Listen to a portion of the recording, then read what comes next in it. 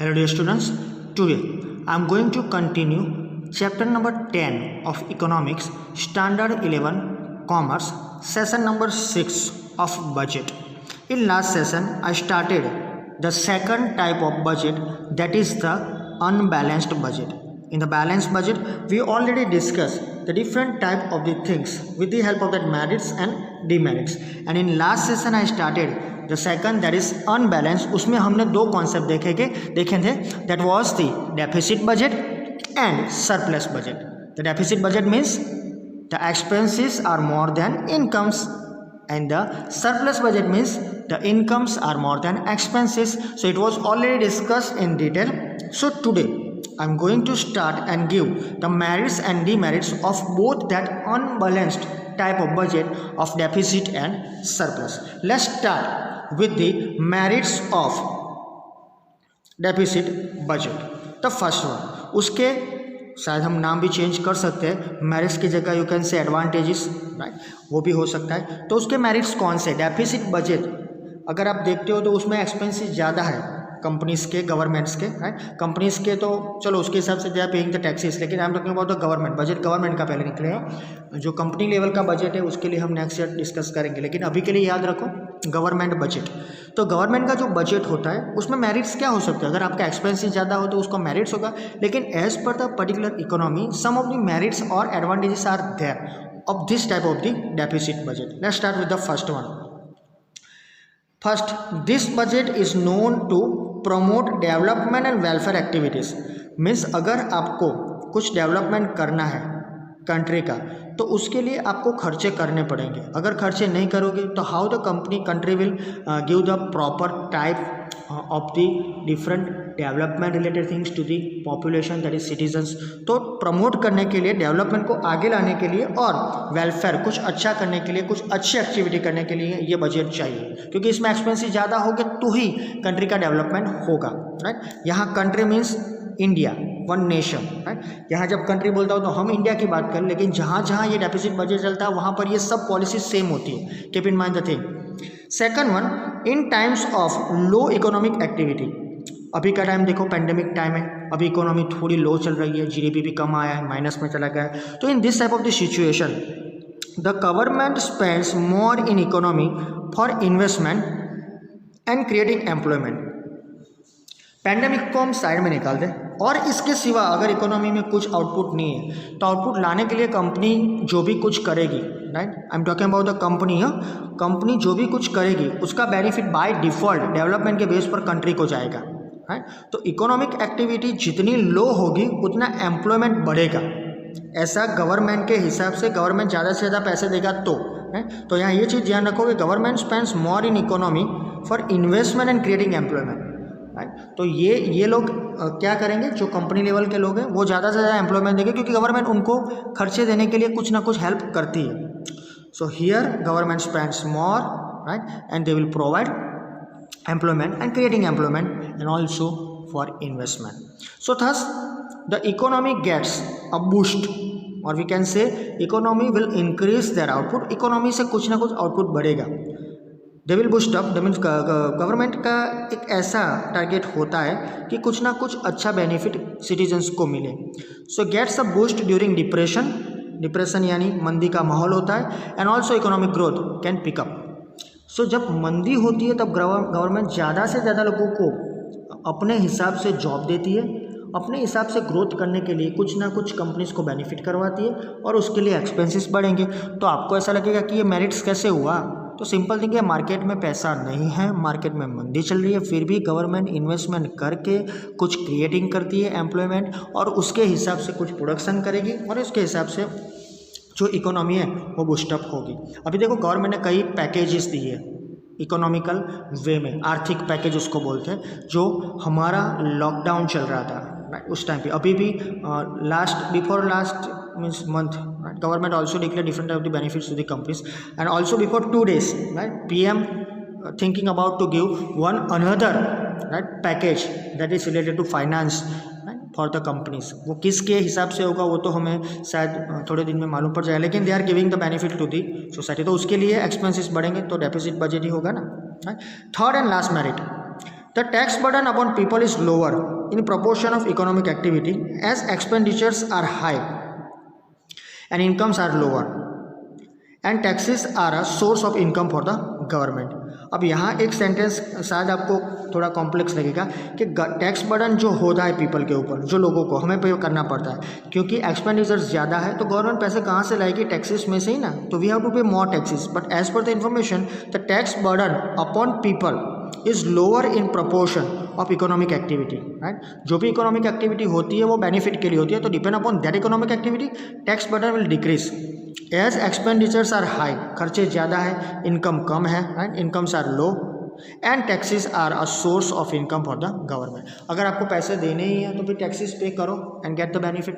हम taxes pay नहीं करते तो how government will pay the amount to the others, right. Expenditure करेगी कैसे? Because our country's main source, right, of income that is taxes. तो वो ही नहीं होगा तो गवर्नमेंट को कैसे पैसे मिलेंगे? So these are the some merits or advantages. Now moving towards the next point, 10.7, demerits of a deficit budget. अब खर्चे करोगे तो उसका लॉस तो होगा ही. सो यहाँ डिसएडवांटेजेस भी हैं. First one, in order to meet the deficit government's borrow, thus government को पैसे लेने पड़ेगा किसी न किसी तरह, किसी से भी. वो इंटरनेशनल लेवल पर डिमांड करे, राइट, WTO उनको हेल्प करे, IMF उनको हेल्प करे, depend upon the government relation. But government has to borrow the money, thus increasing debt burdens in the economy. तो इकोनॉमी में शायद गवर्नमेंट का जो डेट है वो बढ़ जाएगा, पेमेंट जो हमें करना है वो बढ़ जाएगा. और वैसे भी हम जब सुबह उठते हैं, आपको मालूम है कि हर एक के सिर पर करोड़ों रुपये का डेट है, राइट.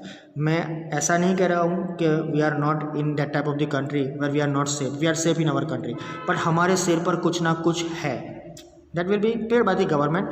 लेकिन हम ऐसी कंट्री में रह रहे हैं जहाँ हमें डेवलपमेंट भी करना है, तो government will take the help of the outside of the other countries, right. और कई इंस्टीट्यूशंस ऐसे हैं, कई ऑर्गेनाइजेशंस ऐसे हो जो हमें आराम से पैसे दे रहे हैं और we are taking the benefit. कई NGOs भी हैं.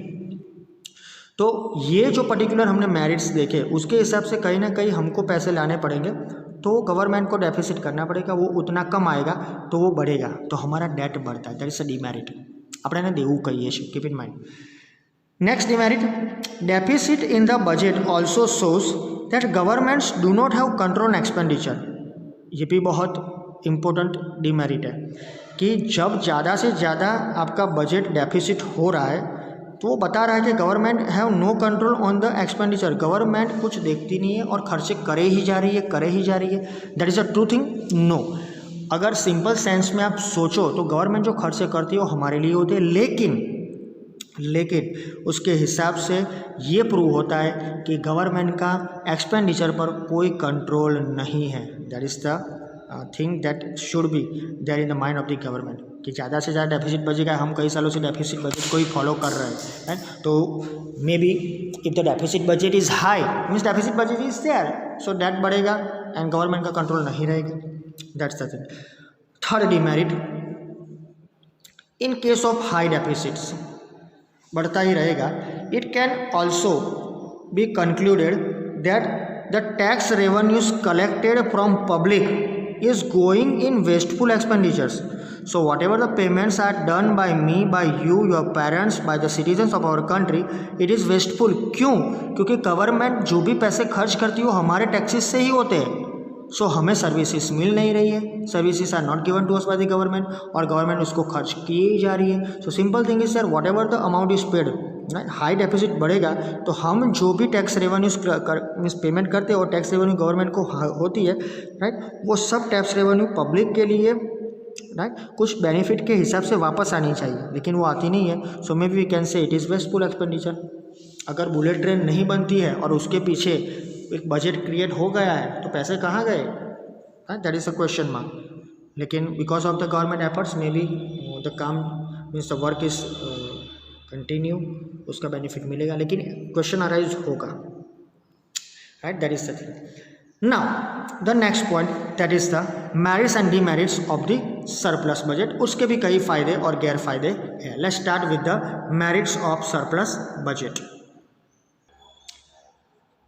First one, this budget that means surplus budget, ये तो सिर्फ ख्यालों में है, keep in mind it is not in practical. हाँ, सरप्लस बजट होता नहीं, मोस्टली डेवलप कंट्रीज़ में ऐसा होता है, वो भी कई कम कंट्रीज ऐसी है जहाँ ये डेवलप बजट सरप्लस बजट होता है डेवलप कंट्रीज़ में। Let's start. This budget is useful in times of severe inflation, जब ज़्यादा से ज़्यादा चीज़ें बहुत ज़्यादा पेमेंट से मिलेगी, राइट, वहाँ वो टाइम पीरियड हम उसको जानते हैं, उसे हम इन्फ्लेशन कहते हैं, एंड वहाँ पर प्राइस राइज होता है और महंगाई बढ़ती जा रही है, इन्फ्लेशन बोलते हैं उसको, राइट। ये जो इन्फ्लेशन है, and you have to pay more and you will get less.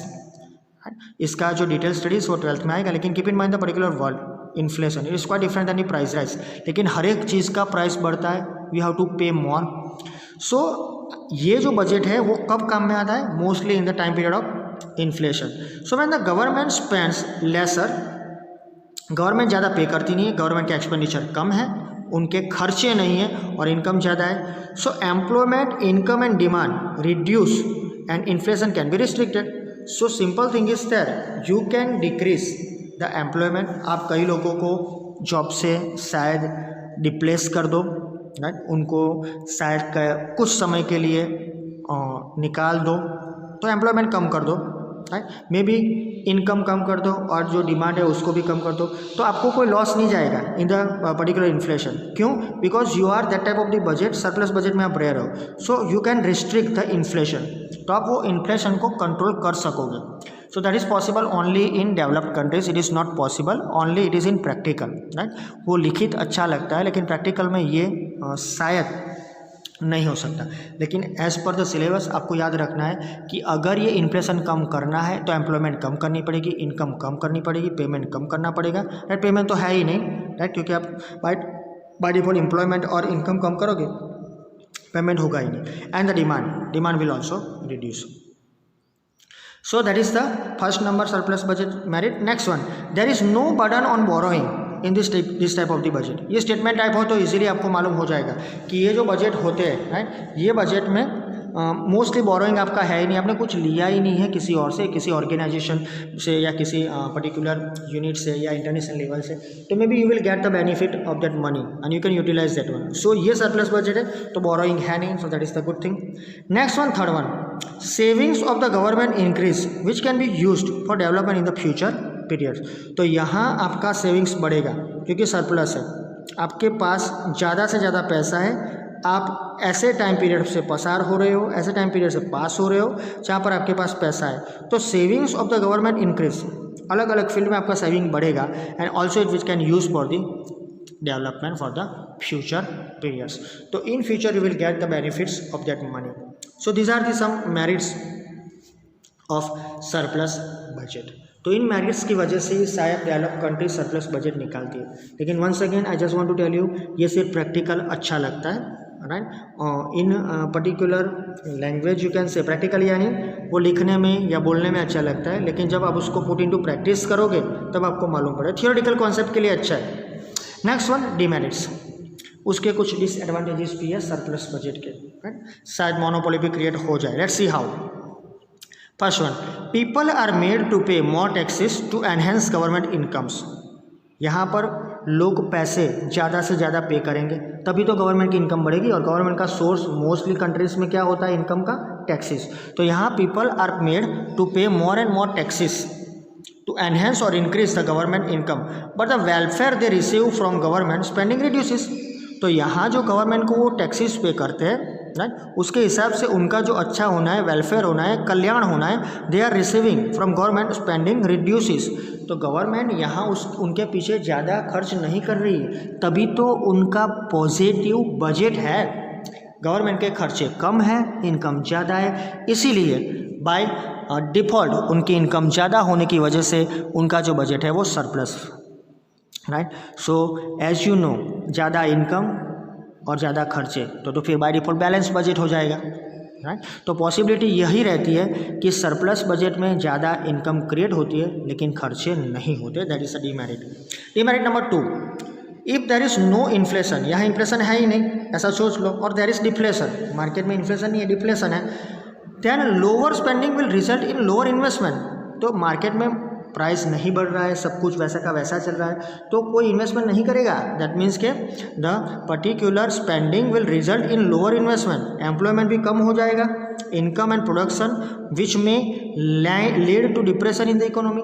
तो बाय डिफॉल्ट अगर कंपटीशन ही नहीं है, गवर्नमेंट कुछ एक्सपेंस ही नहीं कर रहा है, तो यहाँ बेनिफिट किसको मिल रहा है? ना कि सिटीजन्स को मिल रहा है, ना कि इंडस्ट्रीज को मिल रहा है, किसी को बेनिफिट तो है नहीं। सो फिर अगर इन्फ्लेशन नहीं है और डिफ्लेशन है तो गवर्नमेंट ज़्यादा पैसा स्पेंड नहीं करेगी, तो उससे क्या होगा? रिजल्ट में जो इन्वेस्टमेंट है वो कम हो जाएगा, एम्प्लॉयमेंट कम होगा, इनकम एंड प्रोडक्शन भी कम, ये सब कम हो जाएगा। तो बाय डिफ़ॉल्ट क्या होगा? कंट्री पूरी डिप्रेशन में चली जाएगी, मंदी आ जाएगी इकोनॉमी में, और इकोनॉमी में मंदी आ गई उसके बाद by default you have to convert yourself into deficit budget. एक बार ऐसा होगा, दो बार ऐसा होगा, बाय डिफ़ॉल्ट ये सरप्लस बजट निकल जाएगा और डेफिसिट बजट क्रिएट हो जाएगा, right? That is the thing. Third and last demerit, if the surplus, that means the budget में अगर कुछ पैसा ज़्यादा है, सरप्लस है in the budget, persistently rises for several years, then there may be problems arising out of excess saving। तो कई बार ऐसा होगा कि सरप्लस कई सालों तक हमारा बजट परसिस्टेंटली सरप्लस जा रहा है, राइट? ઘણી વાર એવું થતું હોય કે ઘણા વર્ષો સુધી તમારી આવક વધતી જાય, તો what will happen, right? So there may be problems arising out of excess saving। तो गवर्नमेंट का सेविंग बहुत ज़्यादा बढ़ जाएगा और उसके बाद जो सर्विसेज मिलेगी वो हमें नहीं मिलेगी, तो ज़्यादा प्रॉब्लम होगा। तो ऐसा हो सके कि ये डिमेरिट को ध्यान में रखते हुए every country has to think about the deficit budget. ऐसा भी नहीं हम सरप्लस बजट को एक्सेप्ट नहीं कर रहे, राइट? लेकिन वहाँ कम से कम फैसिलिटी दी जाती है और इनकम ज़्यादा होती है। तो डेफिसिट में ऐसा नहीं होता है। डेफिसिट में जो भी एक्सपेंसिस होता है वो સરસ મજાની જે સર્વિસ જે કહીએ છીએ આપણે, રાઈટ, સરસ રીતે આપણને આપવામાં આવે છે અને whatever the expenses are done, right, whatever the expenses behind the country citizens are there, A definitely તમને મળશે. Okay, so sometimes this happens કે in deficit budget the countries will get, means citizens will get the benefits. So today we discuss the 4 different points: merits, demerits of deficit budget and merits, demerits of surplus budget. So sometimes this happens कि कई चीज़ें ऐसी होती है जो theoretical अच्छी लगती है, प्रैक्टिकल में आप जब उसको रखो, कई चीज़ें प्रैक्टिकली अच्छी लगती है, थियरी में शायद अलग हो, लेकिन यहाँ पर सरप्लस बजट में भी प्रैक्टिकली आपको अच्छा लगेगा, लेकिन वो प्रैक्टिकली उसको एक्सेप्ट नहीं किया जाता। Keep in mind the thing. Okay, so that's the end of the session. In next session I will start and give the information regarding and related to the accounts of budget. इसको हम detail में लेंगे on the basis of the capital revenue, right, credit and debit side with the help of the different type of the income and expenditures. So that's the end of the session. Thank you very much.